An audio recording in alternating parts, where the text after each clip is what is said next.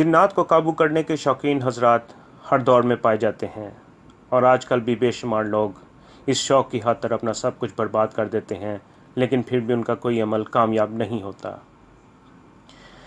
इस बारे में अल्लामा लाहौती अपने नाना का एक वाक़या सुनाते हैं।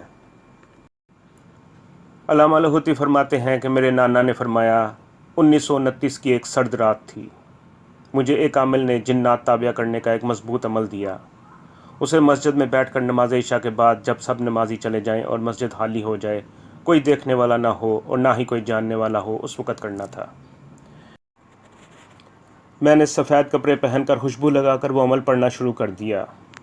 अमल इतना जलाली था कि कुछ देर पहले मुझे सख्त सर्दी लग रही थी, लेकिन चंद लम्हों के बाद मैं पसीने में शराबूर हो गया और मुझे गर्मी लगना शुरू हो गई। मैं अमल पढ़ता रहा।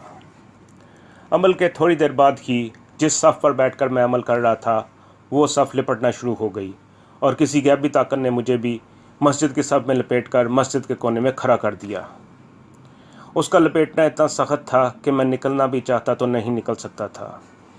आहर बहुत देर की सख्त कोशिश के बाद मैं सफ़ से निकला।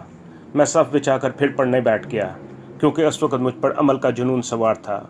मुझे उस वक़्त हल्की सी खौफ की लहर महसूस हुई, लेकिन मैं खौफज़दा न हुआ और फिर पहले से भी ज़्यादा ताकत और यकीन की क़ुव्वत से पढ़ने बैठ गया।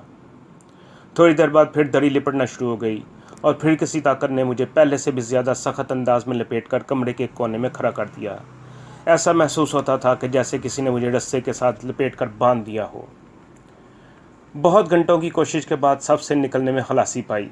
चूँकि इश्क पागल होता है, लिहाजा फिर पढ़ने बैठ गया। फिर तीसरी बार ऐसे हुआ। इसी कश्मकश में सर्दियों की लंबी रात गुजर गई। फजर की अज़ानें होने लगी तो फ़ौरन मस्जिद की सफ़ को सीधा किया। मुअज़्ज़िन आया, उसे एहसास तक ना होने दिया। दूसरी रात फिर मस्जिद में पहुंच गया। अब सूरत हाल ये हुई, जब मैं पढ़ने के लिए बैठा तो सख्त आंधी चली। मस्जिद के दरवाजे खिड़कियां बंद थीं। धमाके से सब खुल गए और मस्जिद की चटाइयाँ और दरियाँ सब मेरे ऊपर ढेर हो गईं और मैं उनके नीचे दब गया। इतना ज़्यादा दब गया कि मेरा सांस घुटने लगा। बहुत कोशिश और मेहनत के बाद, चूँकि जवानी की ताकत भी थी, इन दरियों को हटाया, खिड़कियाँ दरवाजे बंद किए और फिर पढ़ने बैठ गया। थोड़ी देर के बाद यकायक सख्त आंधियों का बगोला आया। फिर वही हुआ जो पहले हुआ था। इस दफ़ा तो मस्जिद का मिंबर भी और कुरान पाक पढ़ने के लिए रखी चौकियाँ भी, सब कुछ मेरे ऊपर ढेर हो गया। अब मेरे साथ ये हुआ कि मैं निकलना चाहता था, लेकिन निकल नहीं पा रहा था। मुझे महसूस हुआ कोई ताकत मुझे जकड़े हुए है, जो मेरी मज़ाहमत का तौर कर रही है। हत्ता कि मेरी ताकत जवाब दे गई। थक हार कर मायूस होकर बैठ गया। अब क्या कर सकता हूँ? अचानक ख्याल आया, आयतल कुर्सी पढ़ूँ। बहुत देर तक आयतल कुर्सी पढ़ता रहा। फिर वो सामान हटाया तो आहिस्ता आहिस्ता हटता गया। यूँ सारी रात फिर गुजर गई। मस्जिद की दरियाँ, चटाइयाँ, जाए नमाज, मिंबर, हर चीज़ को सलीका दिया। मस्जिद की सफाई की, नमाजियों के आने से पहले उसे तरतीब दिया। तीसरी रात फिर इस अमल में बैठ गया। अब ऐसा हुआ कि काले स्याह मकोड़े मेरे इर्द गिर्द जमा होने शुरू हो गए। वो मेरे सर से पाँव तक चल फिर रहे थे। काटते तो ना थे, लेकिन मैं कोई मकोड़ा सर से हटाता तो बाजू पर चढ़ जाता, बाजू से हटाता तो कान पर एक जगह छोड़ता तो दूसरी जगह पहुंच जाता। सैकड़ों हज़ारों के करीबी महलूक मुसलसल मेरा पीछा कर रही थी। कोई पल मैं चैन से नहीं बैठ सकता था।